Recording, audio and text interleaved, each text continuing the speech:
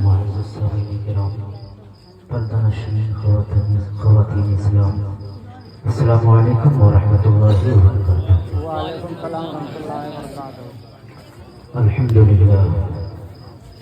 الحمد للمتوحد بجلاله المتفرد، وصلاته دوما على خير الأنام محمد، والآل والأصحاب هم مأواي عند شدائد، فإلى العظيم توسلي بكتابه وبأحمد. أما بعد، فأعوذ بالله من الشيطان الرجيم، بسم الله الرحمن الرحيم. وَلَقَدْ خَلَقْنَا الْإِنسَانَ مِنْ سُلَالَةٍ مِنْ طِينٍ ثُمَّ جَعَلْنَاهُ نُطْفَةً فِي قَرَارٍ مَكِينٍ ثُمَّ خَلَقْنَا النُّطْفَةَ عَلَقَةً فَخَلَقْنَا الْعَلَقَةَ مُضْغَةً فَخَلَقْنَا الْمُضْغَةَ عِظَامًا فَكَسَوْنَا الْعِظَامَ لَحْمًا ثُمَّ أَنشَأْنَاهُ خَلْقًا آخَرَ فَتَبَارَكَ اللَّهُ أَحْسَنُ الْخَالِقِينَ. ثم إنكم بعد ذلك لميتون ثم إنكم يوم القيامة لتبعثون. صدق الله مولانا العظيم وبلغنا رسوله النبي الأمين الكريم، ونحن على ذلك لمن الشاهدين والشاكرين، والحمد لله رب العالمين. آئیے کچھ عرض و معروف سے قبل اور پیشتر ہم سب اپنے آقا و مولا حضور تاجدار مدینہ راحت قلب و سینہ جناب احمد مجتبی محمد مصطفیٰ صلی اللہ تعالی علیہ وآلہ وسلم کی بارگاہ بےکس پناہ میں درود پاک کا ہدیہ پیش کریں اور پڑھے با آواز بلند، اللہم صلی علی سیدنا شفیعنا حبیبنا کریمنا مولانا محمد بارک وسلم، صلاۃ و سلام علیک یا رسول اللہ صلی اللہ تعالی علیہ وسلم. سر شام سے لے کر ابھی تک آپ تمامی حضرات صرف ایک تقریر سنے ہیں، وہ بھی صرف 10 منٹ کی. تو آپ خود ہی اندازہ لگا سکتے ہیں کہ جو نعت خواں کے اتنے شائقین حضرات یہاں پر موجود ہیں، تو پھر تقریر سننے والے کتنے ہوں گے؟ سبحان اللہ سبحان اللہ. یعنی جب سے پروگرام شروع ہوا ہے اس وقت سے لے کر ابھی تک صرف 10 منٹ کی تقریر ہوئی. یہی تقریر 10 منٹ کی اگر جنگ بدر کے لیے کی جاتی اور 2 گھنٹے نعت خوانی ہوتی تو پھر اسلام یہاں تک نہیں پہنچتا. میں نعت خواں کے یا نعت کے مخالف نہیں، مگر اسلام کے جو احکام ہیں اس کو پہنچانا زیادہ ضروری ہے، مسائل کو سمجھنا زیادہ ضروری ہے. اس پرفتن دور میں اسلام پر قائم رہنا بہت بڑی بات ہے. تو سب سے پہلے اسلام کو سمجھنا ہوگا، تب جا کر کے ہم اسلام پر قائم رہ سکیں گے.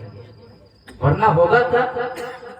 ایک بندہ اٹھ کر کے آ کے کھڑا ہوگا، وہ کچھ جادوگری دکھائے گا تو آپ کرامت سمجھ کر کے اس کو ولی تسلیم کر لیں گے. اور ویسے بہت سارے نکل چکے ہیں ہندوستان میں. جیسے ہی آپ نے ولی تسلیم کیا تو پھر آپ کے ایمان کا بیڑا غرق ہو گیا. ابھی ایک چھوٹے جادوگر کا مقابلہ نہیں کر سکتے جو کہ چھوٹے چھوٹے کرشمے دکھا رہا ہے. صرف ابھی تو دجال باقی ہے. دجال کے آنے کے ٹائم پر دجال جب آئے گا تو وہ پوچھے گا کہ تمہارا رب کون ہے؟ تو آپ کہو گے میرا رب وہ ہے جو آسمان سے بارش نازل کرتا ہے. تو دجال کہے گا ٹھیک ہے، آپ کا رب اگر آسمان سے بارش نازل کرتا ہے تو میں بھی بارش نازل کر کے دکھاتا ہوں، مجھے رب تسلیم کرو. وہ بارش نازل کر کے دکھا دے گا، پھر آپ کے پاس کون سا جواب رہے گا؟ ایسے ہی آپ پلٹ کر کے کہو گے کہ میرا رب وہ ہے جو زندگی عطا فرماتا ہے، موت دیتا ہے، تو وہ پیچھے سے بولے گا کہ اگر ایسی بات ہے تو میں بھی آپ کے سامنے، تم سب کے سامنے ایک بندے کو مار کر کے جلا کے دکھاتا ہوں. وہ کیا کرے گا؟ ایک بندے کو کھڑا چیر دے گا، چیرنے کے بعد دوبارہ اس کو زندہ کر دے گا، پھر آپ کیا کہو گے؟ اس وقت آپ کے ایمان کا بیڑا غرق ہوگا کہ نہیں ہوگا؟ آپ اس وقت ناخوانی میں مشغول رہو گے یا پھر اپنے ایمان کی حفاظت کرو گے؟ ایسے عالم میں جب دجال کرشمے دکھا رہا ہوگا تو اس وقت آپ کے پاس اپنے ایمان بچانے کا کوئی چارہ نہیں ہوگا، کوئی جواب نہیں ہوگا۔ ایسے ہی آپ کہو گے کہ میرا رب وہ ہے جو پورب سے سورج کو نکالتا ہے، پچھم میں ڈبو دیتا ہے، ایک دن پیدا کرتا ہے، ایک شام ہوتی ہے، تو وہ بھی کہے گا ٹھیک ہے میں بھی تو سورج نکال کے دکھا سکتا ہوں، وہ رات میں آئے گا اور رات ہی میں سورج نکال کے دکھا دے گا، پھر آپ کیا کہو گے؟ تو ایسے ٹائم پر آپ کا ایمان مضبوط تبھی ہو سکتا ہے جب اسلام کے احکامات کو سن کر کے، حضور کے فرامین کو سن کر کے اپنے دل میں محفوظ رکھیں گے، اپنے ذہن میں محفوظ رکھیں گے، اپنے دماغ میں محفوظ رکھیں گے کہ حضور نے فرمایا تھا، حضور نے آج سے 1400 برس پہلے فرمایا تھا کہ دجال آئے گا، طرح طرح کے کرشمے دکھائے گا، مگر اس کے کرشمے پر مت جانا کیونکہ یہ رب کی طرف سے ایک آزمائش ہوگا اور اس وقت تمام چیزیں کر سکے گا لیکن اپنی آنکھیں صحیح نہیں کر سکے گا۔ جو پیدا خود ہی ہو، جو اپنی آنکھیں خود نہیں کر سکتا وہ خدا کیسے ہو سکتا؟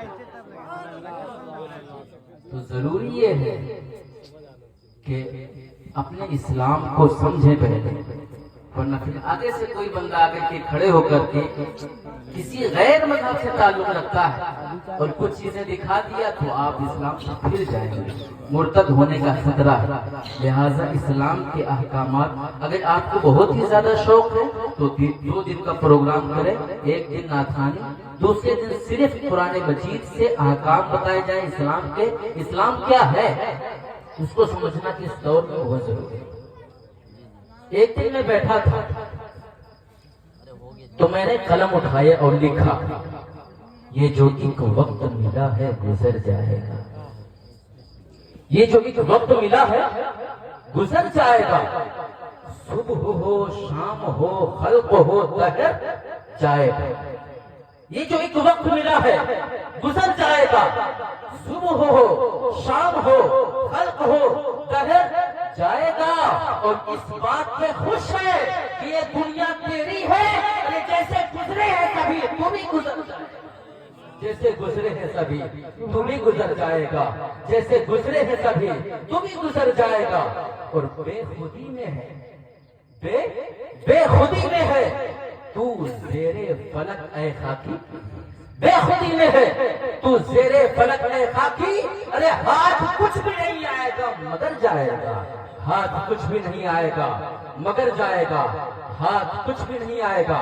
مگر جائے گا، اور ہو جا دنیا سے تو بیگانہ ورنہ، ہو جا دنیا سے تو بیگانہ ورنہ حشر میں دیکھ کے اعمال بکھر جائے گا، حشر میں دیکھ کے اعمال بکھر جائے گا، حشر میں دیکھ کے اعمال بکھر جائے گا، اور پڑھ کے اللہ کا فرمان عمل پیرا ہو، پڑھ کے اللہ کا فرمان عمل پیرا ہو۔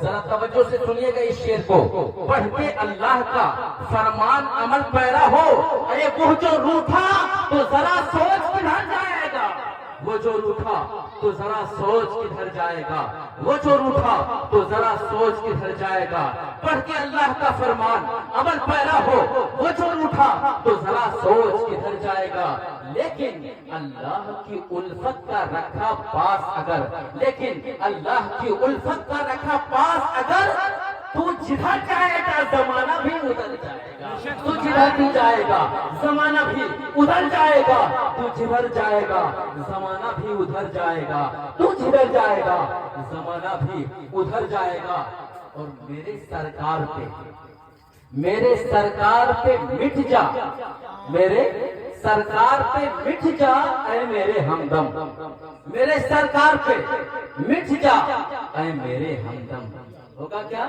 میرے سرکار پہ مٹ جا اے میرے ہمدم، ہو کے دنیا سے تو جنت کی نگر جائے گا، ہو کے دنیا سے تو جنت کی نگر جائے گا، میرے سرکار پہ مٹ جا اے میرے ہمدم، ہو کے دنیا سے تو جنت کی نگر جائے گا، اور لو لگا کے ذرا دیکھ شہا سے فضیل، لو لگا کے شہا سے ذرا دیکھ فضیل، ہے اگر زیر بھی بن تو زبر جائے گا، ہے اگر زیر بھی بن تو زبر جائے گا، ہے اگر زیر بھی بن تو زبر جائے گا، یہ جو ایک وقت ملا ہے گزر جائے گا، صبح ہو شام ہو خلق دہر جائے گا، صبح ہو شام ہو خلق ہو دہر جائے گا، یہ جو ایک وقت ملا ہے گزر جائے گا، اور پڑھ کے اللہ کا فرمان عمل پیرا ہو، وہ جو روٹھا تو ذرا سوچ کدھر جائے گا۔ درود پاک پڑھیں۔ اللہم صلی علی سیدنا شفیعنا حبیبنا کریمنا مولانا محمد بارک وسلم، صلاۃ و سلام علیک یا رسول اللہ صلی اللہ تعالی علیہ وآلہ وسلم۔ قرآن مقدس کی جس آیت کریمات کی میں نے تلاوت کرنے کا شرف حاصل کیا، ویسے برسی کا موقع ہے، مگر میں یہ چاہتا ہوں کہ میں انسان کی ابتدا سے اور انتہا تک پورے مراحل کو گزاروں۔ قرآن مقدس میں اللہ رب العزت ارشاد فرماتا ہے وَلَقَدْ خَلَقْنَا الْإِنسَانَ مِنْ سُلَالَةٍ مِنْ طِينٍ، کہ بے شک ہم نے انسان کو پیدا کیا ہے چنی ہوئی مٹی سے، انتخاب کی ہوئی مٹی سے، یعنی حضرت آدم علیہ السلام کے لیے ایک خاص مٹی لی گئی تھی، تو اس کا تذکرہ ہے کہ بے شک ہم نے انسان کو انتخاب کی ہوئی مٹی سے پیدا کیا۔ یہ تو آدم علیہ السلام کا تذکرہ ہوا، مگر ہم لوگ کیسے پیدا ہوئے؟ فرماتا ہے اللہ رب العزت ثم جعلناہ نطفۃ فی قرار مکین، پھر ماں کے رحم میں ایک نطفہ پیدا فرماتا ہے، اس کے بعد آگے ارشاد فرماتا ہے ثم خلقنا النطفة علقة فخلقنا العلقة مضغة فخلقنا المضغة عظاما فكسونا العظام لحما۔ اللہ رب العزت ارشاد فرماتا ہے وہ جو پانی کا نطفہ ہے، اللہ رب العزت اس کو 40 دن تک ایسے ہی رکھتا ہے، 40 دن کے بعد اس نطفے کو اللہ رب العزت خون کا لوتھڑا بنا دیتا ہے، پھر وہ خون کا لوتھڑا 40 دن تک ماں کے پیٹ میں رہتا ہے۔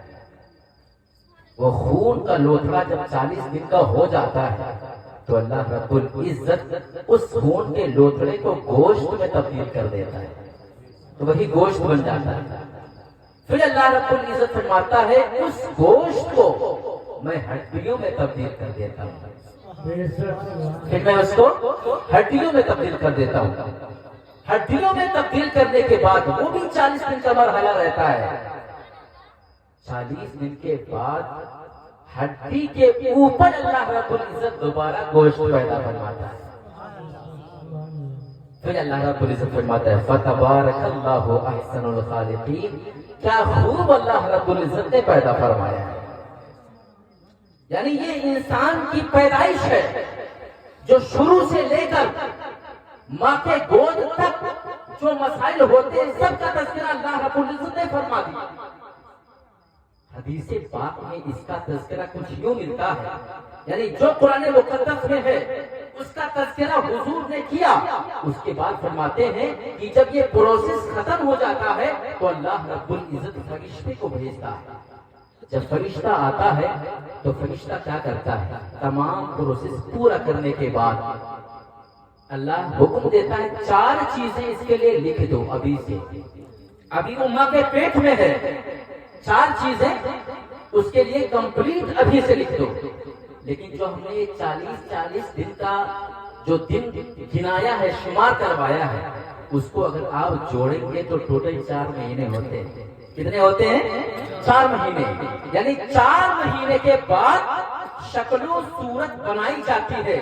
4 مہینے سے پہلے شکل و صورت بنائی نہیں جاتی ہے، تو اسی لیے فقہا نے فرمایا ہے کہ 4 مہینے کا بچہ اگر ہو جاتا ہے تو پھر اس کو گرانا حرام ہے۔ کیوں؟ کیونکہ اب وہ ایک انسان کی شکل اختیار کیا ہے اور انسان کا قتل حرام ہے، اور جب تک انسان کی شکل اختیار نہیں کیا تھا تو اگر شرعی عذر ہے، کسی عذر کی بنیاد پر شریعت کے لحاظ سے کوئی عذر پیش آ گیا اب بچہ گرا سکتے ہیں، مگر میں پہلے ہی کہہ دیتا ہوں عذر ہو تب बगैर उज्र के नहीं। मिसाल के तौर पर जान जाने का खतरा है तो ये एक शरीयत का उज्र है, लिहाजा अब बच्चा गिराया जा सकता है। कहने का मतलब ये है कि 4 महीने तक जब तक बच्चे की शक्ल सूरत को बनाया नहीं जा सकता है उस वक्त तक शरई लिहाज से अगर कोई शरई उज्र पेश आ जाए तो बच्चे को गिराया जा सकता है, और अगर शरई उज्र नहीं है तो बच्चे को गिराया नहीं जाएगा।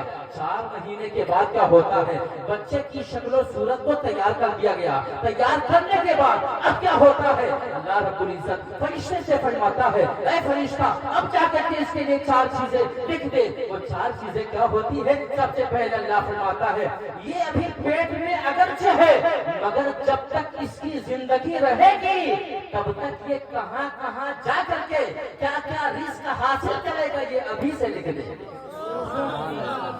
कहां कहां जाकर के, किसी को पटना जाना है, किसी को दिल्ली जाना है, किसी को लखनऊ जाना है, किसी को नासिक जाना है, किसी को मुंबई जाना है, किसी को बाहर कंट्री में जाना है, कहां कहां पे जा करके वो रिस्क हासिल करेगा। अभी माँ के पेट में है अभी से लिखना है। और सिर्फ इतना ही नहीं, पहले नंबर पर ये हो गया, दूसरे नंबर पर क्या फरमाता है, अल्लाह रब्बुल इज्जत फरमाता है ऐ फरिश्ते दूसरे नंबर पर ये भी लिखना है कि ये कितने दिन तक जिंदा रहेगा दुनिया में, आज ही फाइनल कर देते हैं। तो उस वक्त तक 2 चीजें लिख दी जाती है। तीसरी चीज की तरफ बढ़ते हुए लिखते हैं ये दुनिया में करेगा क्या क्या, दुनिया में करेगा क्या क्या, वो तमाम चीजें अभी से लिख दो। और चौथे नंबर पर फरमाया ये बंदा नेक होगा या बुरा अभी से यही फाइनल कर। यानी 4 चीजें 4 महीने में जब शक्ल सूरत बना दी गई तो उसी वक्त ये तमाम चीजें फाइनल कर दी गई। तवज्जो चाहूंगा मैं, चीजें फाइनल हो गई। वो बच्चा माँ के शिकम में परवरिश पाता रहा, परवरिश पाते पाते 9 महीने गुजरते हैं। 9 महीने के बाद अब वो आता है दुनिया में। दुनिया में आने के बाद होता क्या है उसके बारे में अल्लाह रब्बुल इज्जत खुद फरमाता है, सूरह यासीन में फरमाता है वमन नुअम्मिरहु नुनक्किसहु फिल खल्क़ि अफला याक़िलून। ऐ लोगों हमने जो तुम्हें जिंदगी दी है उसी जिंदगी की तरफ दोबारा हम तुम्हें फेर देंगे। मतलब क्या हुआ, अल्लाह रब्बुल इज्जत फरमाना चाहता है ऐ मेरे बंदे अभी मैंने तुम्हें पैदा किया है, ये जो पेट का मामला था, शिकम में जो थे, अपने माँ के शिकम में जो थे वो मरहला गुजर गया। अब दुनिया में आकर के बैठे हो, अब दुनिया में हो तो क्या होगा, अभी तुम बच्चे हो, अभी तुम खुद से चल नहीं सकते, अभी तुम खुद से खा नहीं सकते, अभी तुम खुद से पी नहीं सकते, खुद से कुछ बोल नहीं सकते। कोई चीज अगर तुम्हारा सहारा न बने तो कुछ भी नहीं कर सकते, हत्ता की हाजत भी नहीं कर सकते, खुद से माँ का सहारा लेना पड़ेगा। इसलिए ये जो हालत तुम्हें हमने अभी अभी दी है इसके बाद जवानी का मरहला आएगा, जवानी के बाद फिर बचपने वाली हालत पर दोबारा फेर देंगे। बचपने के बाद जवानी, जवानी के बाद बचपने वाली हालत पर दोबारा फेर देंगे। मतलब क्या हुआ, मतलब ये है कि जिस तरीके से बचपन में एक बच्चा है वो सख्त ग़िज़ाएं नहीं खा सकता है, तेल वाले खाने नहीं खा सकता है, और ऐसे ही खुद से चल नहीं सकता है, बोल नहीं सकता है, और सख्त ग़िज़ाएं मुनक्कर ग़िज़ाएं नहीं खा सकता है, ऐसे ही जब जवानी को गुजार करके बुढ़ापे में कदम रखता है तो वो चल नहीं सकता, लाठी का सहारा लेना पड़ता है उसको। ऐसे ही वो बंदा जो सख्त चीजें होती है वो नहीं खा सकता है, उसकी वजह क्या है, उसके दांत झड़ चुके होते हैं। ऐसे ही वो बंदा जो है जो तेल वाली चीजें हैं वो भी नहीं खा सकता क्योंकि हाजमा खराब हो जाता है। पता चला कि जो हालत बचपने में होती है वही हालत बुढ़ापे में आती है। तो इसका तज़किरा क्यों किया, इस वजह से किया कि बचपन में जिस हालत में हमने तुमको बेमददगार और बेइख्तियार पैदा किया था ऐसे ही हम बुढ़ापे में कर देंगे। लिहाजा तुमको करना क्या चाहिए, तुम बचपने के बाद और बुढ़ापे के बीच में ये जो एक मरहला है ये जवानी का मरहला है, और जवानी की दहलीज पर जब तुम कदम रखो तो शरीयत की बातों पर अमल करके, शरीयत मोहम्मदी पर अमल करके इस दुनिया से जब जाओगे तो जो बचपना है ये भी समझ जाएगा और बुढ़ापा भी समझ जाएगा। अब ये यहाँ पर मेरे ख्याल से कुछ इंजीनियर भी बैठे हैं और कुछ मास्टर और न जाने कैसे कैसे लोग पढ़े लिखे बैठे हैं। आप लोग कैलकुलेशन लेकर के बैठ जाएं, ठीक है। سمجھیں گے تو میں سمجھاؤں گا. ماشاءاللہ. پہلی بات، ایک بندے کی عمر کتنی ہوتی ہے؟ ایک بندے کی عمر زیادہ سے زیادہ جو آج کے ڈیٹ میں چل رہا ہے، سب لوگوں کا کہنا ہے کہ زیادہ سے زیادہ 60 سال یا 70 سال یا 80 سال، زیادہ تر 60 سال. 60 سال کو اپنے ذہن میں رکھیں. 60 سال کو پہلے ہم دن کو جوڑتے ہیں. دن میں کتنے گھنٹے ہوتے ہیں؟ دن میں کتنے گھنٹے ہوتے ہیں؟ 24 24 گھنٹے. 24 گھنٹے میں ہم کرتے کیا کیا؟ یہی حساب کرنا ہے. آج حساب کر لیتے ہیں فائنل. 24 گھنٹے میں تقریباً ہم 8 گھنٹہ سوتے ہیں. ٹھیک، ابھی کتنا بچا؟ 16. ٹھیک ہے، 8 گھنٹہ نکل گیا. ایسے ہی 16 گھنٹے بچے. 16 گھنٹے میں ہم کیا کرتے ہیں؟ تقریباً 8 گھنٹے کی ڈیوٹی کرتے ہیں. 8 ملا کے 16 ہو گئے. ٹوٹل 16 گھنٹے ختم ڈیوٹی میں اور پھر سونے میں. ہم نے کتنے حصے کیے تھے؟ 3 حصے. 8 اور 16 اور 24. ہم نے 3 حصے کیے.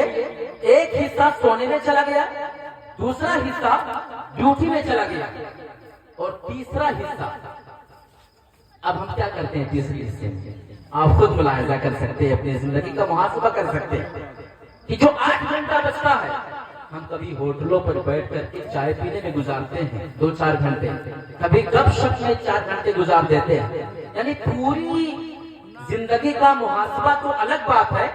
24 گھنٹے کا بھی اگر ہم محاسبہ کرتے ہیں تو 24 گھنٹے میں ہم کتنے وقت تک اللہ رب العزت کو یاد کرتے ہیں، اس کی عبادت کرتے ہیں، یہ آپ جوڑ لیجیے.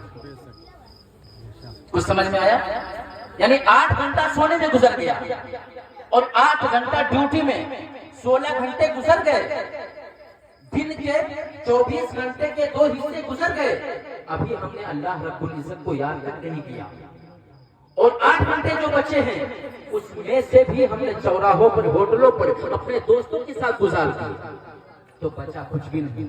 ایسے ہی زندگی کا محاسبہ کرتے ہیں. پوری زندگی اگر 60 سال کی ہے تو پوری زندگی 60 سال کی ہے، اس کو بھی 3 حصوں میں ڈیوائڈ کیا جائے. 20 دنائے 40، 20 یا 60. تو جس طریقے سے یہاں پر ہم نے ایک حصہ سونے میں گزار دیا تھا، ایسے ہی 20 سال جوڑیں گے، یعنی 60 سال کو ملائیں گے تو 20 سال جو ہے وہ صرف سونے میں گزر جائے گا، اور 20 سال یہ ڈیوٹی میں گزر جائے گا. یعنی ٹوٹل 40 سال ہمارے صرف ڈیوٹی اور سونے کے گزر گئے. اور اس کے بعد چوراہوں پر جو ہم نے بیٹھ کر کے گپ شپ کیے اور چائے پیے، اس کا اگر حساب کیا جائے تو ٹوٹل ملا جلا کر کے شاید 55 تک چلا جائے گا. 5 ہی بچیں گے. اور 5 میں آئے گا کون؟ جمعہ، عید، بقرہ عید بس، اور محرم شریف یا پھر ربیع الاول شریف. بس یہی آ سکتے ہیں 5 سال کے لیے. باقی پوری زندگی ہماری خالی. اب ہم نعت پڑھ کے نعرہ لگائیں، کچھ بھی کریں، ہماری بخشش نہیں ہوگی. یہ بات فائنل ہے. یہ ایک بات کلیئر ہو گئی کہ ہم نے زندگی میں اگر ہم نے کیلکولیٹ کیا، اپنے زندگی کا حساب کیا، تو پوری زندگی ادھوری کی ادھوری ہے. اچھا، ایک چیز ہم نے تو شمار ہی نہیں کیا، وہ ہے کیا؟ یعنی ایک بچہ جب سے پیدا ہوتا ہے اس وقت سے لے کر کے بالغ ہونے تک، اس میں تو کچھ نہیں کرنا ہے، کچھ بھی نہیں کرنا ہے. ہم نے اس کو بھی جوڑ دیا. اگر اس کو نکال بھی دیا جائے تب بھی کیا ہے؟ ہماری زندگی میں کوئی عبادت باقی نہیں ہے. کہنے کا مطلب یہ ہے کہ اللہ رب العزت کلام فرید میں بار بار ارشاد فرماتا ہے. کہیں پر ارشاد فرماتا ہے فاتقونی، کہیں پر ارشاد فرماتا ہے الی المصیر، کہیں پر فرماتا ہے فخشونی، کہیں پر فرماتا ہے الی و الیہ ترجعون. مطلب یہ ہے تمام چیزوں کا، اے لوگوں تمہیں میری طرف پلٹ کے آنا ہے. اور کہیں پر فرماتا ہے تمہیں مجھ سے ڈرنا ہے. جب جوانی کی دہلیز پر بندہ قدم رکھتا ہے تو جوانی کی دہلیز پر قدم رکھنے کے بعد اللہ رب العزت اس بندے کو مخاطب کرتے ہوئے لیے ارشاد فرماتا ہے فَإِذَا قِيلَ لَهُ اتَّقِ اللَّهَ أَخَذَتْهُ الْعِزَّةُ بِالْإِثْمِ فَحَسْبُهُ جَهَنَّمُ لَا يَمُوتُ فِيهَا وَلَا يَحْيَا وَمَن يَأْتِهِ مُؤْمِنًا قَدْ عَمِلَ الصَّالِحَاتِ فَأُولَٰئِكَ لَهُمُ الدَّرَجَاتُ الْعُلَىٰ. اللہ رب العزت ارشاد فرماتا ہے جب ان بندوں سے کہا جاتا ہے کہ اللہ سے ڈر جاؤ اللہ سے ڈر جاؤ تو کوئی بھی بندہ ڈرنے کے بجائے اور گناہ کرنے لگتا ہے. ایسے بندے کے لیے اللہ فرماتا ہے فَحَسْبُهُ جَهَنَّمُ ایسے بندے کے لیے جہنم کافی ہے. لیکن ایسا بندہ جب اللہ رب العزت کے فرمان کو سنتا ہے سننے کے بعد اس پر عمل کرنے لگتا ہے اور اللہ رب العزت سے ڈرنے لگتا ہے تو پروردگار عالم اس بندے کے لیے ارشاد فرماتا ہے لَٰكِنِ الَّذِينَ اتَّقَوْا رَبَّهُمْ لَهُمْ جَنَّاتٌ تَجْرِي مِن تَحْتِهَا الْأَنْهَارُ خَالِدِينَ فِيهَا نُزُلًا مِّنْ عِندِ اللَّهِ وَمَا عِندَ اللَّهِ خَيْرٌ لِّلْأَبْرَارِ. ارشاد فرماتا ہے لیکن میرے وہ بندے جو ڈرتے ہیں مجھ سے ان کے لیے جنت ہی جنت ہے اور ایسی جنت ہے جس جنت کے نیچے سے نہریں بہتی ہے. اور یہ جنت صرف ایک نعمت نہیں ہے بلکہ نزلا من عند اللہ یہ اللہ کی جانب سے ایک تحفہ ہے. وما عند اللہ خیر للابرار اور اس تحفے کے علاوہ بہت سارے تحفے رب کے پاس موجود ہیں. سبحان اللہ سبحان اللہ. لیکن شرط کیا ہے اللہ رب العزت کو یاد کرنا. ہماری آنکھوں سے کبھی اشک بہے نہیں ہم نے کبھی حضور کی یاد میں رویا نہیں ہم نے کبھی اپنے رب کو یاد کر کے رویا نہیں کبھی بھی راتوں میں سونے کے ٹائم پر اپنے رب کو یاد نہیں کیا. ایک بندہ اگر اپنے رب کو یاد کرتا ہے اور صرف ایک لمحہ یاد کر لیتا ہے تو اس کا نتیجہ کیا نکلتا ہے میدان محشر ہوگا. اس وقت ایک بندے کو پیش کیا جائے گا اللہ رب العزت ارشاد فرمائے گا یا عبادی ادخلوا الجنہ اے میرے بندے جنت میں داخل ہو جاؤ. تو وہ کہے گا کہ اے میرے پاک پروردگار عالم میں نے تو کچھ بھی نہیں کیا ہے میں جنت میں کیسے جا سکتا ہوں. پروردگار عالم ارشاد فرمائے گا کہ تو ایک رات سو رہا تھا تقلبت جنبا الی جنب سونے کے ٹائم پر تو نے کروٹ بدلا کروٹ بدلنے کے ٹائم پر قلت فی خلال ذلک اسی درمیان تو نے کہا یا اللہ یعنی ابھی سو رہا ہے سونے کے ٹائم پر اس کو کوئی خبر نہیں کہ میری زبان سے کیا نکل رہا ہے کچھ بھی خبر نہیں لیکن اس کی زبان سے نکل رہا ہے یا اللہ. ایسے ٹائم پر اللہ رب العزت ارشاد فرماتا ہے وَقُلْتَ یا اللہ وَنَسِيتَ وَنِمْتَ تو نے کہا یا اللہ اور تو بھول گیا تو سو بھی گیا. وَمَا أَنْسَى لیکن میں نے اس پر کو بھلایا نہیں میں نے اس پر کو یاد رکھا کہ میرا بندہ کروٹ پر لیٹتے ہوئے مجھے یاد کیا تھا. اس یاد کرنے کی بدولت میں آپ اس کو جنت میں داخل کر رہا ہوں. پتا چلا رات کے ایک لمحے میں اگر اپنے رب کو کوئی یاد کر لیتا ہے بغیر سوچے بغیر غور کیے تو اس کو بھی اللہ رب العزت جنت میں داخل کر دیتا ہے. تو جو بندہ اپنے رب کو یاد کر کے روئے گا جو بندہ اپنے رب کو یاد کر کے کریا وزاری کرے گا استغفار کرے گا توبہ کرے گا ایسے بندے کو اللہ معاف نہیں کرے گا تو کس کو کرے گا. آپ لوگ بہت سارے واقعات کو یاد تو رکھے ہیں مگر بھولے ہوئے بہت سارے واقعات. میں ادھر نہیں جانا چاہتا تھا لیکن جہاں سے میں نے شروع کیا ہے کہ اللہ رب العزت نے ماں کے شکم میں جو پروسیس گزارے ہیں اس کے بعد اس لیے اس ٹاپک کو چنا کیونکہ یہ ریلیٹڈ ہے ماہی سے. آپ غور کریں گے جو میں نے آیت پیش کی ہے انسان پیدا کیسے ہوتا ہے تو دنیا میں جو جنم دیتی ہے وہ ماہی ہے اور اسی ماں کے پیٹ میں آپ کا رزق لکھا گیا ہے اسی ماں کے پیٹ میں. میں نے بتا دیا کہ اللہ رب العزت نے رزق بھی اسی میں لکھ دیا عمر بھی لکھ دی. مطلب کیا نکلا کہ آپ کا جو سارا معاملہ ہے آپ کی جو پوری زندگی ہے آپ کا جو رزق ہے آپ کی جو عمر ہے وہ ماں کے پیٹ ہی میں طے ہو گئی ہے. پتا چلا کہ ماں کی بڑی عظمت ہے ماں کے پیٹ ہی میں سب کچھ ہوا ہے ماں کے پیٹ کی وجہ سے آج کچھ دنیا دنیا میں موجود ہو تو اس ماں کو بھولنا نہیں چاہیے. اگر کوئی ماں کو بھول جاتا ہے تو اس کے ساتھ کیا ہوتا ہے, یا ماں کے ساتھ کوئی بدسلوکی کرتا ہے تو اس کے ساتھ کیا ہوتا ہے. آئیے میں ایک واقعہ آپ تمام حضرات کے سامنے پیش کر دوں. حج کا مہینہ ہے. حج کے مہینے پر مالک بن دینار رضی اللہ تعالیٰ عنہ کعبہ شریف میں حاضر ہوتے ہیں. حاضر ہونے کے بعد طواف کر رہے ہیں, اور یہ بخاری شریف کے جو امام ہیں, امام بخاری رحمۃ اللہ تعالیٰ علیہ الادب المفرد اپنی کتاب میں اس واقعے کو لکھتے ہیں اور حدیث نقل کرتے ہوئے فرماتے ہیں کہ حضرت مالک بن دینار رضی اللہ تعالیٰ عنہ ارشاد فرماتے ہیں, میں طواف کر رہا تھا, اس وقت حجاج کا بڑا ہجوم تھا, بہت زیادہ بھیڑ تھی. میں نے کیا کیا, میں نے سوچا آج پتہ کر لیتا ہوں اے میرے پاک پروردگار عالم, جو اتنا مجمع ہے, اتنی بھیڑ لگی ہے, اتنا ہجوم ہے, آخر کس کس کا حج قبول ہوا ہوگا, کس کس کا نہیں ہوا ہوگا. انہوں نے سوچا, اور سوچنے کے بعد جا کر کے اپنے آرام گاہ میں, اپنے حجرے میں جب سوتے ہیں, نیند لگتی ہے, خواب میں آتے ہیں اور کوئی آواز دیتا ہے, اے مالک بن دینار تم کیا سوچ رہے تھے کہ کس کس کا حج قبول ہوا ہے, کس کس کا نہیں ہوا ہے. سن لو, پوری دنیا سے جتنے لوگ حاضر ہوئے ہیں سب کا حج قبول ہو گیا ہے, لیکن ایک بندہ ایسا ہے, ایک بدبخت ایسا حاضر ہوا ہے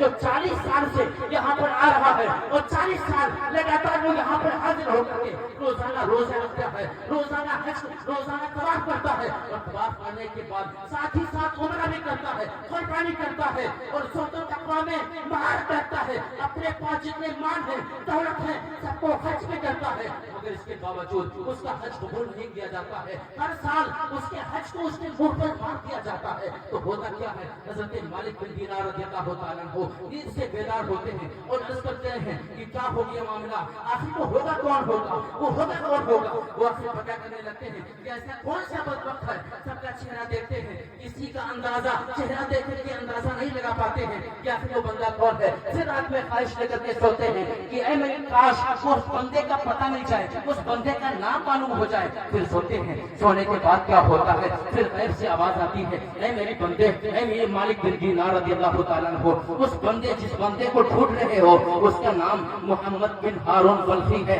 وہ خراسان کے رہنے والے ہیں, بلخ شہر سے تعلق رکھنے والے ہیں, وہی ہیں جو 40 سال سے یہاں پر تو موجود ہیں, حج کرتے ہیں, ہر سال صدقہ کرتے ہیں, زکات دیتے ہیں, نوافل ادا کرتے ہیں, صدقات کرتے ہیں, تمام معاملات کرتے ہیں, مگر پھر بھی ان کے حج کو ان کے منہ پر مار دیا جاتا ہے. آخر تو انہوں نے عرض کیا آخر معاملہ کیا ہے, کہا انہیں سے جا کر کے پوچھ لو. وہ آتے ہیں اور خراسان کے رہنے والوں سے پوچھتے ہیں کہ ہے کوئی محمد بن ہارون بلخی کر کے جو بلخ سے تعلق رکھتا ہے. لوگوں نے کہا بات کیا ہے, کہا ان سے ملنا ہے. کہا کہ وہ بندہ بڑا زاہد ہے, بڑا عابد ہے, پوری دنیا میں اس کے عبادت کی کوئی مثال نہیں ملتی ہے. وہ بندہ ایسی دنیا میں سب سے بڑا بڑی کام اس وقت کا ہے. یہ تعجب کرنے لگتے ہیں کہ آخر رب کی طرف سے جو آواز آ رہی ہے, آواز میں یہ کہا جا رہا ہے کہ اس بندے کا حج جو ہے وہ قبول نہیں ہوتا ہے ہر سال, اور لوگ کہہ رہے ہیں کہ سب سے بڑا ولی کامل ہے, قطب ہے اس دور کا, ابدال ہے اس دور کا. آخر ماجرا کیا ہے, وہ کہتے ہیں وہ ملے گی کہاں. جب وہ ان کا پتہ بتاتے ہیں, لوگ کہتے ہیں وہ ایسی ہی جگہ پر رہتے ہیں جہاں پر کوئی جاتا نہیں ہے, کہیں کبھی جھاڑی میں رہتے ہیں, کبھی گری ہوئی دیوار کے سائے میں رہ کر کے کوئی عبادت کرتے ہیں. تو جب یہ جاتے ہیں وہاں پر پہنچتے ہیں تو دیکھتے ہیں ایک بندہ بیٹھا ہوا ہے, اس کے ہاتھ کٹے ہوئے ہیں, اور ہاتھ جو کٹا ہوا ہے, کٹے ہوئے ہاتھ سے جو ہڈی نکلی ہوئی ہے اس ہڈی میں چھید کر کے اس میں زنجیر ڈال کر کے گلے میں ڈالا گیا ہے. اس بندے کے پاس جا کر کے پوچھتے ہیں اے بندے بتا, اے اللہ کے بندے تیرا معاملہ کیا ہے. تو اس بندے نے کہا, یعنی محمد بن ہارون بلخی کہتے ہیں, اے مالک بن دینار میں جانتا ہوں کس لیے آپ آئے ہو, یہی پتہ کرنے آئے ہو نا کہ میرا حج قبول کیوں نہیں ہوتا. آپ کو بھی خواب میں دکھا دیا گیا ہے کہ میرا حج قبول نہیں ہوا ہے. میں جانتا ہوں 40 سال سے لے کر کے ہر سال جو سب سے بڑا متقی ہوتا ہے, جو سب سے بڑا پرہیزگار ہوتا ہے, جو یہاں حج کرنے کے لیے آتا ہے, اس بندے کو میرے بارے میں بتایا جاتا ہے کہ میرا حج قبول نہیں ہوتا ہے, اور وہ ہر سال آ کر کے مجھ سے ملتا ہے. اس سال آپ آئے ہو, چلو خیر سے آئے ہو, آؤ بیٹھو, کیا بات ہے, کیا پوچھنا چاہتے ہو, ہر سوال کا جواب دیا جائے گا. مالک بن دینار رضی اللہ تعالیٰ عنہ فرماتے ہیں چلیے آپ ماجرا سنائیے. وہ عرض کرتے ہیں اے مالک بن دینار رضی اللہ تعالیٰ عنہ, میں کیا کہوں, میرا ماجرا بہت ہی عجیب ہے. اللہ رب العزت مجھ پر بڑا ہی غضبناک ہے, اللہ رب العزت مجھ سے بہت ہی زیادہ ناراض ہے. معاملہ یہ ہے کہ ایک دن میں شراب پیتا تھا, میں شراب کا عادی تھا, میں بہت ہی زیادہ شراب پیتا تھا. ایک دن کیا ہوا شراب پی کر کے بہت ہی زیادہ دوستوں نے مجھے شراب پلا دی تھی. شراب کی حالت میں جب میں گھر پر آتا ہوں تو گھر پر ٹی وی میری دروازہ کھولتی ہے. دروازہ کھولنے کے بعد جیسے ہی میں گھر کے اندر جاتا ہوں, گھر کے اندر جب پہنچتا ہوں تو میری ماں میرے سامنے آ کر کے کہنے لگتی ہے, اے بیٹا کیوں دارو پیتا ہے, کیوں شراب پیتا ہے, آخر کیا تجھے اللہ کو منہ نہیں دکھانا ہے؟ آج شعبان کی آخری تاریخ ہے, کل سے رمضان شروع ہو جائے گا, تو رب کو کیا منہ دکھائے گا, کیوں شراب پیتا ہے؟ اس بندے کو غصہ آیا, محمد بن ہارون بلخی کو غصہ آیا اور نشے کی حالت میں اپنے ماں کو دھکا دیتا ہے. دھکا دینا تھا, دھکا دینے کے بعد کیا ہوتا ہے, ادھر تنور جل رہا تھا, ادھر آگ چل رہی تھی, اسی آگ میں ماں گر کر کے جل کے راکھ ہو جاتی ہے. اس کی بیوی کیا کرتی ہے, اپنے شوہر کو ایک کمرے میں لے جا کر کے بند کر دیتی ہے. بند کرنے کے بعد کیا ہوتا ہے, دروازہ نہیں کھولتی ہے, اپنے شوہر سے سخت ناراض ہو جاتی ہے. جو شوہر اپنے ماں کو نہیں ہو سکتا وہ میرا کیا ہوگا, جو شوہر اپنی ماں کو نہیں ہو سکتا اپنی ماں کو کھاتے ہیں وہ میرا کیا ہو سکتا ہے. اپنے ماں کو چھوڑ دیا, اپنی ماں کو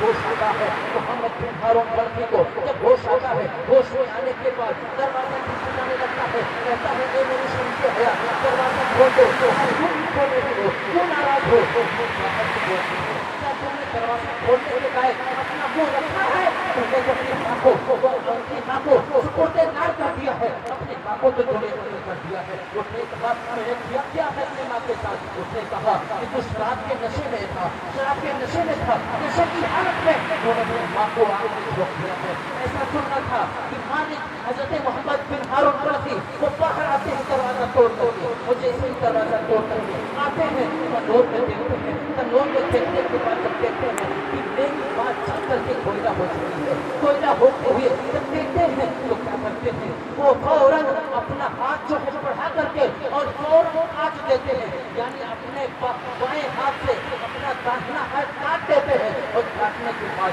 سوچے کہ یہ کتنی بری ہوگی, سوچے کتنا درد ہوا ہوگا, مگر جس ہاتھ کا نہ کو چھوٹا کیا تھا اس ہاتھ کو کاٹ دیتے ہیں. کاٹنے کے بعد جو وہاں سے جو باہر تھی اس کے اپنے چھید کرتے ہیں, چھید کرنے کے بعد اس نے زنجیر لگا کر کے اپنے گلے میں بھر دیتے ہیں. اور اس کے بعد اس وقت ان کے پاس 28,000 دینار تھے, 28,000 دینار کو اس دور میں اگر بانٹا جائے, اس دور میں اگر محاسبہ کیا جائے تو کروڑوں روپے بنیں گے, کیونکہ ایک دینار کا جو روپیہ ہوتا ہے یہاں کا شاید 250 سے اوپر ہوتا ہے. اس دور میں ایک دینار کا 250 سے اوپر ہے, تو ذرا سوچئے کہ جس دور میں 28,000 دینار رہے ہوں گے کتنا پیسہ ان کے پاس رہا ہوگا. مگر پورا پیسہ پروردگار عالم کی راہ میں خرچ کرتے ہیں اور کہتے ہیں میرے پاس پروردگار عالم, میرے پاس میں نے جس ہاتھ سے اپنی ماں کو دھکا دیا تھا اس ہاتھ کو میں نے کاٹ دیا ہے. میں نشے کی حالت میں تھا, میں اپنے ماں کے رتبے کو سمجھ نہیں سکا,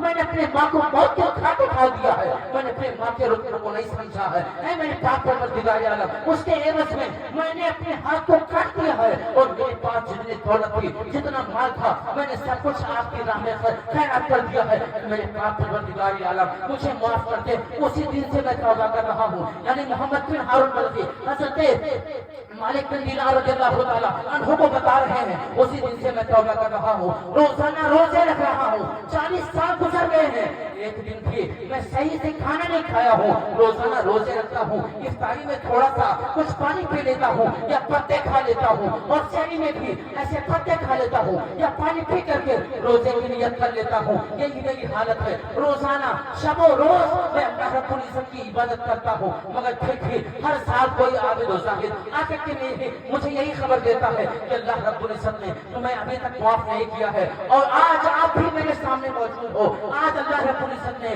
تمہارے حوالے کر کے اور مجھ میرے پاس بھیجا ہے کہ اللہ رب العزت نے مجھے معاف نہیں کیا ہے. حضرت مالک بن دینار رضی اللہ تعالیٰ عنہ ارشاد فرماتے ہیں, اے بدبخت, اے محمد بن ہارون بلخی, تو نے اپنی ماں کو سپرد نار کر دیا ہے, اپنی ماں کو موت کے گھاٹ اتار دیا ہے, اور اس کے بعد رب سے جو ہے وہ سفارش کر رہا ہے اور رب سے مغفرت کی امید رکھے ہوئے ہیں. امید مت رکھ, کیونکہ ماں کے حوالے سے پروردگار عالم نے قرآن مقدس میں ارشاد فرمایا ہے, إنك كبر أحدهما فلا تقل لهما أف ولا تنهرهما وقل لهما قولا كريما واخفض لهما جناح الذل من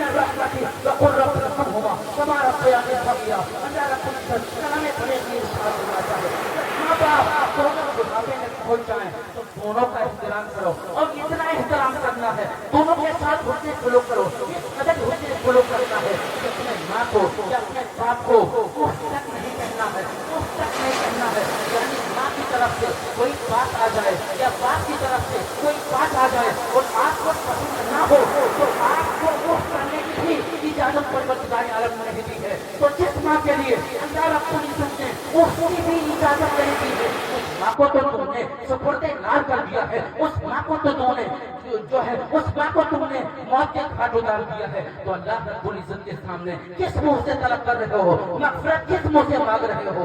तो हज़रत मोहम्मद बिन हारून बल्खी अर्ज़ करते हैं, आप भी दुआ कीजिए कि अल्लाह रब्बुल इज्जत मुझे माफ कर दे। हज़रत मालिक बिन दीनार रज़ियल्लाहु ताला अन्हु वहां से उठते हैं, उठने के बाद वहां से थोड़ा सा हट करके छुप जाते हैं कि मेरे छुपने के बाद देखता हूं कि मोहम्मद बिन हारून बल्खी क्या कहते हैं। जैसे ही मोहम्मद हज़रत मालिक बिन दीनार छुपते हैं तो ये क्या कहते हैं, मोहम्मद बिन हारून बल्खी अपने हाथों को उठा देते हैं। हाथों को उठा देने के बाद कहते हैं, ऐ मेरे पाक परवरदिगार आलम, तू तो बड़ा करीम है, तू तो बड़ा रहीम है। तूने ही फरमाया है कि अगर कोई बंदा तौबा करता है इल्ला मन ताबा व आमन व अमिल सालिहन फउलाइका युबद्दिलुल्लाहु सय्यिआतिहिम हसनात। परवरदिगार आलम कुरान मुकद्दस में इरशाद फरमाता है, जो बंदा तौबा ताइब हो जाता है, तौबा कर लेता है और नेक अमल करने लगता है, तो परवरदिगार आलम उस बंदे के लिए फरमाता है कि ऐसा बंदा जो तौबा करे और नेक अमल करने लगे तो अल्लाह रब्बुल इज्जत उसके गुनाहों को नेकियों में तब्दील फरमा देता है। तू इतना करीम है, तू इतना रहीम है, आखिर मुझे क्यों नहीं माफ कर रहा है, आखिर तू मुझे क्यों नहीं माफ कर रहा है? परवरदिगार आलम से वो अर्ज़गुज़ार है, रो रहे हैं, कह रहे हैं, ऐ मेरे पाक परवरदिगार आलम, तू मुझसे राजी हो जा, मेरे साथ जो सलूक करना है कर ले, मगर मुझसे तू राजी हो जा, मुझसे तू खफा ना है। मैं वह कैसे जीऊंगा? आखिर मैं किसके दर पर जाके हाथ अपना पसारूं, किसके दर पर जाकर के मैं अपना हाथ फैलाऊं, किसके दर पर जाकर के मैं साइल बनूं? ऐ मेरे पाक परवरदिगार आलम, मेरी लफ्ज़ों को माफ फरमा दे। मैं तो नशे की हालत में था और नशे की हालत में जो भी बंदा कोई काम करता है उसको तो माफ कर दिया जाता है। ऐ मेरे पाक परवरदिगार आलम, मुझे भी माफ फरमा दे, मुझे भी माफ फरमा दे। तुझे अमीना के लाल का सदका है, मुझे माफ फरमा दे, मुझे माफ फरमा दे। ये दोनों लोग दुआ कर रहे हैं और दुआ करते करते करते उनकी आवाज बंद हो जाती है। जब बंद होती है मालिक बिन दीनार रज़ियल्लाहु ताला अन्हु वहां से उठते हैं, उठने के बाद जाते हैं अपने हुजरे में और इनके माइंड में, इनके ज़हन में यही सब कुछ चल रहा है कि आखिर माजरा क्या होगा, मोहम्मद बिन हारून बल्खी का क्या बनेगा, क्या होता है। ऐसे ही अचानक उनको नींद आ जाती है। जब नींद आती है तो क्या देखते हैं कि क़ाबिदा मुक़द्दस जाग उठा है। परवरदिगार आलम के प्यारे महबूब सल्लल्लाहु ताला अलैहि वसल्लम ख्वाब में तशरीफ लाते हैं। ख्वाब में तशरीफ लाने के बाद मालिक बिन दीनार से कहते हैं, ऐ मालिक बिन दीनार रज़ियल्लाहु ताला अन्हु, ऐ मालिक बिन दीनार, जा करके मोहम्मद बिन हारून बल्खी को ये खुशखबरी दे दो कि परवरदिगार आलम ने अपने रहीमी और करीमी के सबसे तुम्हें माफ फरमा दिया है। ऐ मालिक बिन दीनार रज़ियल्लाहु ताला अन्हु वहां पर जाकर के तुम ये खुशखबरी सुना दो कि तुम्हें माफ कर दिया गया है, मगर एक शर्त है, मगर एक शर्त है,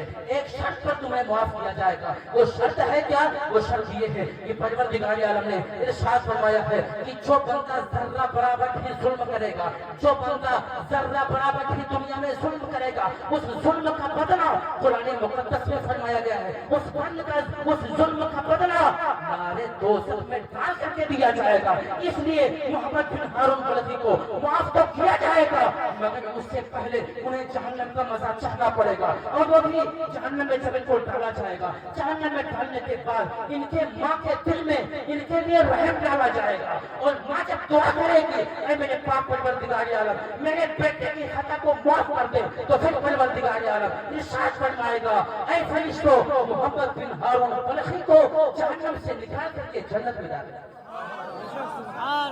तो पता चला कि माँ को अगर नाराज कर दिया किसी ने, माँ को तकलीफ दिया अगर किसी ने, तो फिर उसकी सजा बहुत बड़ी है, क्योंकि माँ को सिर्फ उफ तक कहने की इजाजत नहीं है।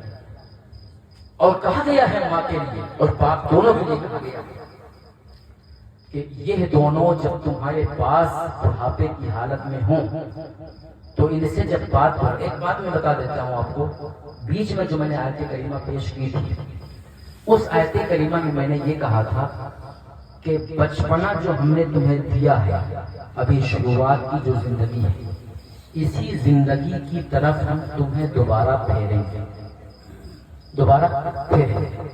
और मैंने ये भी बताया था कि बचपने में जो छोटा बच्चा होता है وہ خود سے چل نہیں سکتا، ایسے بڑھاپے میں بھی بوڑھا شخص خود سے چل نہیں سکتا، لاٹھی کا سہارا لیتا یا تو چارپائی پہ پڑا رہتا ہے۔ ایسے ہی بچپنے میں وہ سخت غذا ہے جیسے چنا ہے یا اور سخت قسم کی جو غذا ہے وہ نہیں کھا سکتا کیونکہ اس کے پاس دانت نہیں۔ ایسے ہی بڑھاپے میں دانت جھڑ جاتے ہیں تو وہ نہیں کھا سکتا۔ تیل والی چیزیں بچہ نہیں کھا سکتا، ایسے وہ بھی نہیں کھا سکتا۔ خود سے حاجت کے لیے بچہ نہیں جا سکتا، بوڑھا بھی نہیں جاتا۔ یہ تمام چیزیں ہماری آنکھوں کے سامنے ہیں، مگر پھر بھی ایک چیز پر ہم توجہ نہیں دیتے۔ وہ توجہ کیا ہے؟ یعنی قرآن مقدس میں یہ بتایا گیا کہ جو بچے کی حالت ہوتی ہے وہی حالت بوڑھے کی بھی ہو جائے گی۔ تو اگر بچہ کوئی غلطی کرتا ہے یا گالی دے دیتا ہے تو آپ بچے کے ساتھ کیا سلوک کرتے ہیں؟ کہتے ہیں بچہ ہے، بچہ بول کر کے اس کو چھوڑ دیتے ہیں۔ کیوں؟ کیونکہ اس کے پاس ابھی سمجھ نہیں ہے، اس کے پاس سمجھ نہیں ہے، بچہ ہے، نادان ہے، یہی کہہ کر کے ہم چھوڑ دیتے ہیں۔ تو یہی رویہ بوڑھا باپ جو ہے اس کے بھی ساتھ اپنایا جائے، یعنی سوچا جائے کہ جس طریقے سے بچپن میں ذہن کام نہیں کرتا ہے، بچہ ہے، نادان ہے، اس طریقے سے بڑھاپے میں بھی ذہن نہیں کام کرتا ہے۔ تو باپ جو ہے یہ نادان تو نہیں ہے لیکن نادان کے مثل ہے، اس کا ذہن کام نہیں کر رہا ہے۔ تو جو نادان کے مثل ہو ذہن کام نہ کرے، اگر وہ کچھ بول دے تو آپ کو برا نہیں ماننا چاہیے اور اس کو برا مان کر کے سزا نہیں دینا چاہیے، کھانا نہیں روکنا چاہیے، اس کو تکلیف نہیں دینی چاہیے۔ اسی قرآن کا مفہوم یہ ہے کہ وَلَا تَقُل لَهُمَا اُفٍّ وَلَا تَنْهَرْهُمَا وَقُل لَهُمَا قَوْلًا كَرِيمًا، کہ وہ جب بڑھاپے کو پہنچ جائے تو انہیں اف تک نہ کہو بلکہ انہیں قولاً کریما کا لفظ آیا ہے، ان کے ساتھ بہتری سے بات کیا کرو، ان کے ساتھ حسن سلوک سے بات کیا کرو، اچھے انداز میں بات کیا کرو۔ مطلب یہی نکلا کہ جو بچہ ہوتا ہے اس کے ساتھ ہنسی مذاق کر کے جس طریقے سے آپ زندگی گزارتے ہیں اس کو پال پوس کے بڑا کرتے ہیں، ایسے ہی بڑھاپے کی حالت میں باپ کے ساتھ بھی رویہ اپنانا ہے کہ باپ بوڑھا ہو گیا ہے، ذہن کام نہیں کر رہا ہے، تمام اعضاء جو ہیں وہ معذور ہو چکے ہیں۔ اب باپ کو کسی طریقے سے پال پوس کر کے اس کو اس دنیا سے رخصت کر دیا جائے، لہذا باپ کو بڑھاپے میں یا ماں کو تکلیف نہیں دینی چاہیے۔ ایسی حالت میں اگر تم نے تکلیف دے دی تو اس کا ٹھکانہ جہنم ہی ہے، جہنم سے کوئی نہیں بچا سکتا۔ یہی کہنے کا مطلب تھا۔ بہرحال یہ تمام چیزیں جو ہمارے سامنے موجود ہیں، موجودہ دور ہے، حالات زمانہ ہے، اس کے پیش نظر ہم کو ہر بات کا خیال رکھنا ہوگا اور اپنے اسلام کو سمجھنا ہوگا۔ کسی بھی عالم کے پاس بیٹھیں یا ان کے کانٹیکٹ میں رہیں، ایسا نہیں کہ آپ میلاد کروا کر کے ہی دین سیکھیں۔ آپ کسی عالم کے کانٹیکٹ میں ہیں تو ان سے رابطہ کر کے دین کے بارے میں معلومات کر سکتے ہیں۔ یہ بھی کسی میلاد سے کم نہیں ہے۔ ایک ہی آدمی یا دو ہی آدمی کا میلاد ہوگا مگر صحیح رہے گا، پرفیکٹ آدمی سمجھ جائے گا۔ مثال کے طور پر آپ میں سے کسی نے میرے پاس فون کیا اور فون کرنے کے بعد مجھ سے دین کے بارے میں نالج لینا شروع کیا، تو جب میں دوں گا کہ یہ میلاد ہی کا مسئلہ ہے لیکن اس میں کوئی خرچہ بھی نہیں ہے، تو اس طریقے سے کانٹیکٹ میں رہیں علماء کے۔ یہ دور بہت نازک ہے، اس دور میں اپنے آپ کو بدلنا چاہیے۔ اس دور کے لحاظ سے قرآن مقدس میں پہلے ہی بتا دیا گیا ہے۔ آپ سنے ہوں گے کہ قرآن مقدس میں ہر چیز موجود ہے۔ آپ کہیں گے ہر چیز کیسے موجود ہے؟ بہت ساری چیزیں ہیں جو ہم قرآن مقدس سے ایسے ہی باہر نکال سکتے ہیں، ایک چھوٹا عالم بھی نکال سکتا ہے، لیکن بہت ساری چیزیں ہیں جو ہماری سمجھ میں نہیں آئیں گی، جو پائے کے عالم ہوں گے، بزرگ ہوں گے، وہ نکال سکیں گے۔ ایک مثال دے دیتا ہوں، گاڑی ہے، پہلے زمانے میں گھوڑے، کچھر، اونٹ، یہی سب جو ہے سواری کے کام آتے تھے، تو اللہ رب العزت نے ان کا تذکرہ قرآن مقدس میں یوں کیا، والخیل والبغال والحمیر لترکبوها وزینہ۔ اللہ فرماتا ہے یہ گھوڑے، خچر، اونٹ جس پر تم سواری کرتے ہو، اللہ فرماتا ہے وَيَخْلُقُ مَا لَا تَعْلَمُونَ، اور بہت ساری سواریاں اللہ اور پیدا کرے گا جو تم نہیں جانتے۔ جو تم نہیں جانتے اس میں کیا ہے؟ اس میں یہی فلائٹ ہے، اس میں یہی ٹرین، اس میں یہی فور ویلر. تو یعنی نکالنا مشکل کام نہیں ہے، علم ہونا چاہیے. قرآن مقدس میں ہر چیز موجود ہے، لہذا قرآن مقدس کی تلاوت کیا کریں اور اپنے پیارے محبوب صلی اللہ علیہ وآلہ وسلم کی زندگی کو یاد کریں. کبھی آپ نے سوچا ہے کہ وہی میرا نبی ہے جس نبی کے نام پر ہم آج اچھل رہے ہیں، جس نبی کے نام پر مست و مگن ہو کر کے نمازوں کو بالائے طاق رکھتے ہوئے محفلوں میں ڈانس کرتے ہوئے نظر آتے ہیں، محفلوں میں پیسے لوٹاتے ہوئے نظر آتے ہیں. اسی نبی کی زندگی کو اگر ہم پڑھیں تو وہی نبی ہے جو کبھی جنگلوں میں چل کے بیابانات میں جا کر کے اپنے رب کو یاد کر کے، اپنی امتیوں کو یاد کر کے اپنے رب سے دعائیں کر رہا ہے. رب حبلی امتی، رب حبلی امتی، رب حبلی امتی. اے میرے پاک پروردگار عالم میری امت کو میرے حوالے کر دے. اے میرے پاک پروردگار عالم میری امت کو میرے حوالے کر دے. کبھی طائف کے بازاروں میں میرا نبی جو ہے، میرا محبوب جو ہے وہ لہو لہان ہوتا ہے. وہ کس کی خاطر ہوتا ہے؟ وہ ہماری خاطر ہوتا ہے. کبھی بلال حبشی رضی اللہ تعالیٰ عنہ ریت پر سو کر کے اپنے چمڑے کو، اپنے نرم نرم چمڑے کو چلاتے ہوئے نظر آتے ہیں. اور کیوں چلاتے ہوئے نظر آتے ہیں؟ تاکہ دین صحیح سے قیامت تک کے مسلمانوں تک پہنچ جائے، اس لیے چلاتے ہیں. اور کبھی کیا ہوتا ہے، بڑے بڑے اصحاب اپنے سینے کو چاک کرتے ہوئے 72 چیز 72 تیروں کو اپنے سینوں میں پیوست کرتے ہوئے نظر آتے ہیں. آخر کیوں ہے؟ کیا وہ واقعہ ہم بھول گئے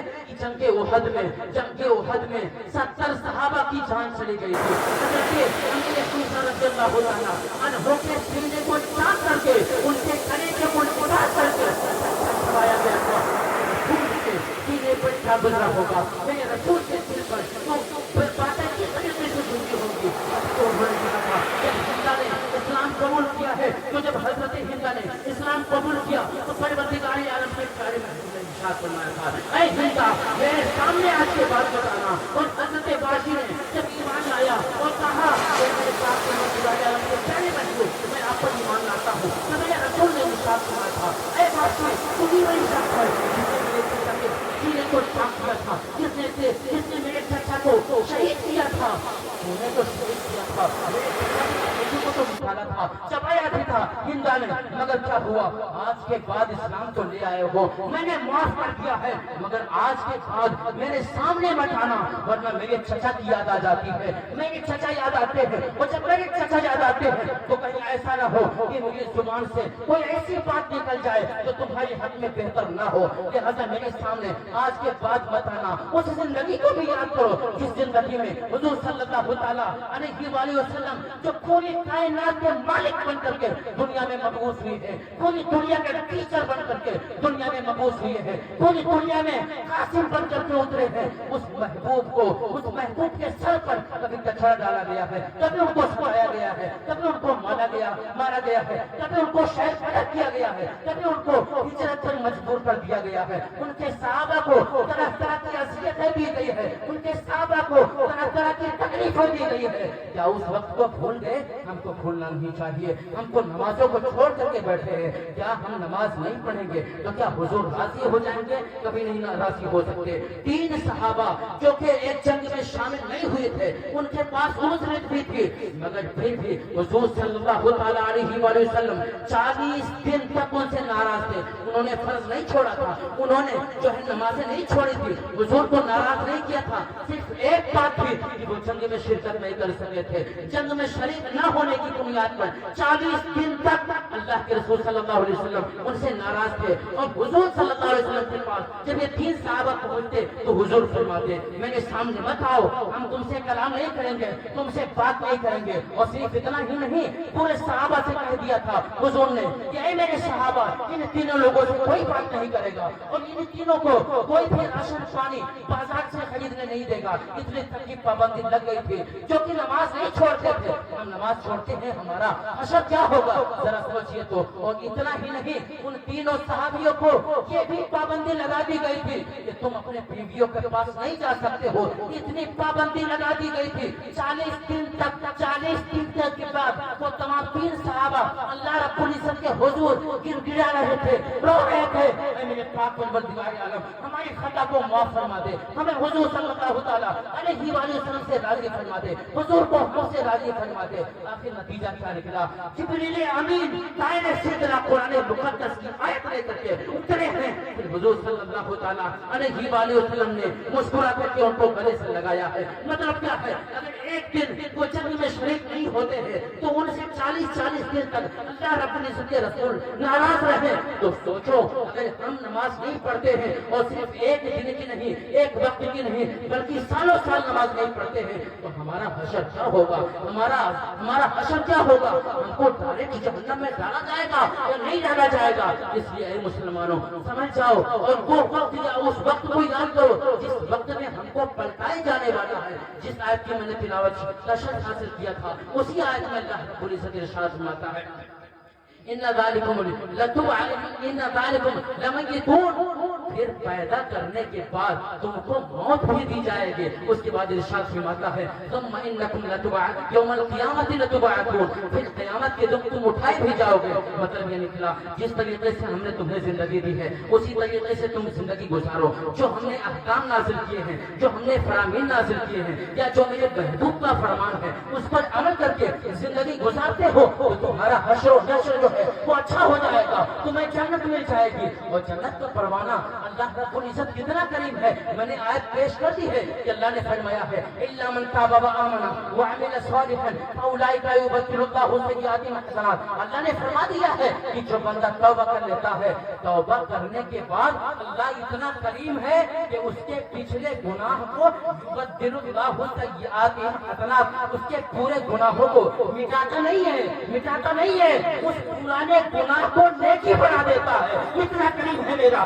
پروردگار عالم، تو اس پروردگار عالم پر ہم کو کیوں نہیں قربان ہونا چاہیے؟ ضرور قربان ہونا چاہیے، اس کی عبادت ضرور کرنی چاہیے۔ اور ہم تمام حضرات کو اتحاد کے ساتھ اپنی زندگی گزار کر کے اسلام پر قائم رہ کر کے اور زندگی کو گزار کر کے اس دنیا سے رخصت ہونا ہے اور اس انداز میں رخصت ہونا ہے کہ قبر میں پہنچنے کے بعد جب حضور صلی اللہ تعالیٰ علیہ وآلہ وسلم کا رخ زیبا ہمارے سامنے ہو تو ایسا نہ ہو کہ حضور صلی اللہ تعالیٰ علیہ وآلہ وسلم اپنا رخ جو ہے وہ پھیر لے، ایسا نہیں ہونا چاہیے۔ ہمیں تو ڈر لگتا ہے، جانتے ہیں قبر میں جب پہنچیں گے تو جو آئیں گے منکر نکیر وہ کیسے ہوں گے؟ آپ نے تو سنا ہوگا ان کی آنکھیں کتنی بڑی بڑی ہوں گی۔ ہمارے یہاں آج آپ کے یہاں پر دیگ پکا ہوا ہوگا، دیگ میں کھانا تیار ہوا ہوگا، بہانے شریف میں لکھا ہے کہ ان کی آنکھیں دیگ اتنی بڑی بڑی ہوں گی، کتنی؟ ان کی آنکھیں دیگ جیسی ہوں گی، اور دیگ جیسی ہوں گی صرف دیگ جیسی نہیں، نیلی ہوں گی۔ چھوٹی آنکھ والا اگر نیلی آنکھ والا رات میں آ جائے آپ کے پاس اکیلے میں تو آپ ڈرو گے کہ نہیں؟ نیلی آنکھ والا ہو رات میں اکیلے میں آ جائے تو کیسا لگے گا؟